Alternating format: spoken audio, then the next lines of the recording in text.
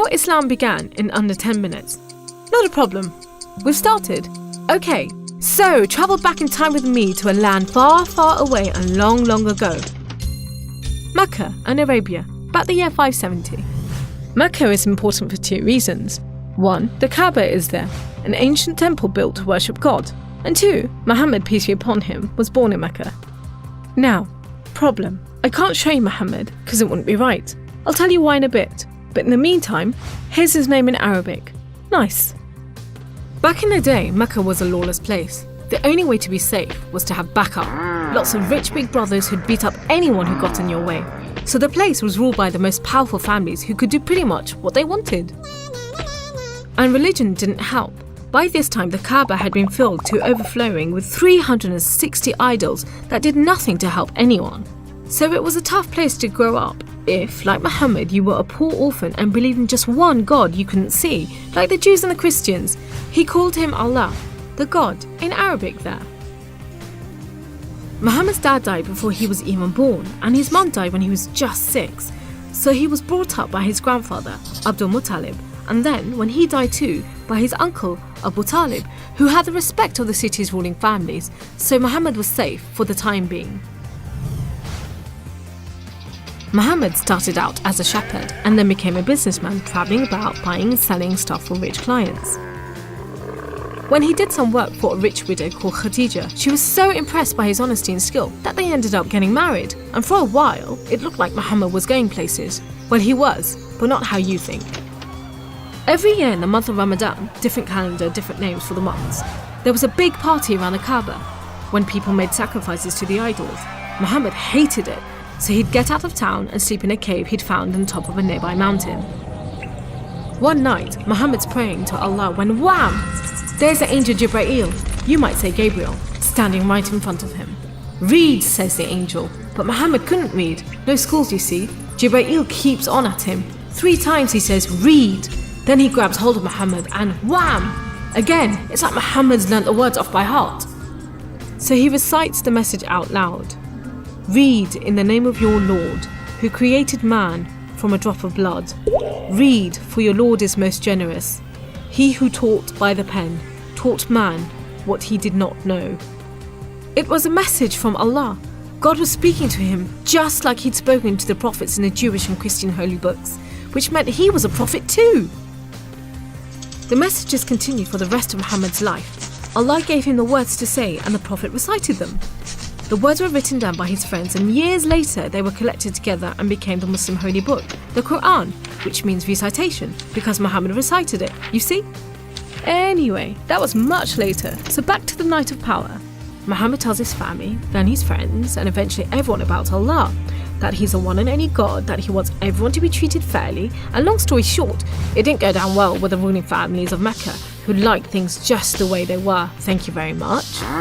You see, Islam means obedience to Allah, and Muslim means someone who obeys Allah, and the ruling families didn't want anyone obeying anyone else but them. So the people who believed in Muhammad's message, the Muslims, were given a hard time. Some were even tortured and killed. A few of them managed to escape to Abyssinia, Ethiopia. But most were stuck in Mecca. Muhammad also had to cope with the death of his wife, and then just a few weeks later, his uncle too. Feeling very down, he went to the Kaaba to pray to Allah one night. Then, the weirdest thing happened. Jibreel turns up, sits him on a winged horse called Al-Buraq and flies him all the way from Mecca to Jerusalem. He prays with all the prophets who have ever lived. Then, he's taken up to the heavens to chat with some of the prophets, and then into paradise itself, where Allah tells Muhammad to pray 5 times a day and to stay strong. He's returned to Jerusalem and then flies back to the Kaaba in Mecca. We call it the night journey, and Muslims still argue whether it was a real experience or a vision, but whatever, it gave Muhammad a much needed boost, and just as well, because there were more tough times ahead. So, there was this other city called Yathrib. The people there heard about Muhammad and his message and invited him and his followers to join them. A few at a time, the Muslims left Mecca and made a dangerous journey across the desert to Yathrib. It's known as a hijra, which means migration, like birds do. Muhammad and a few of his friends stayed in Mecca until everyone had got away and then made plans for their own escape.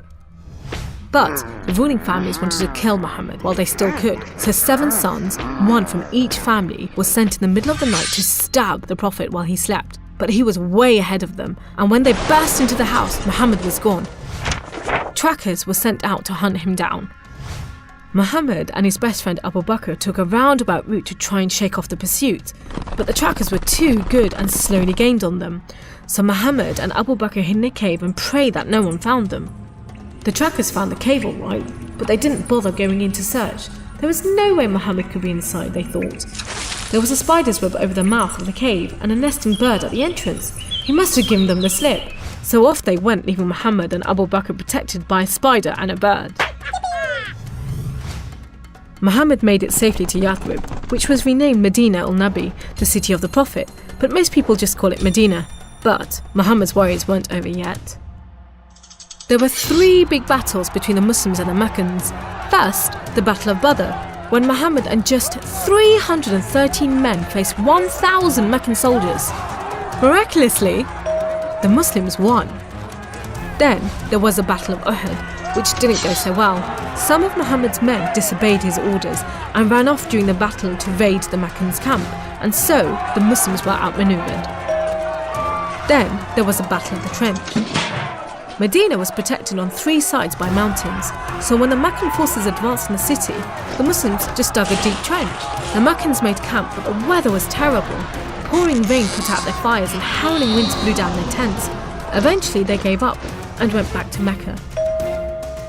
It was all a bit embarrassing. They were losing the respect of the local tribes who were flocking to join the Muslims.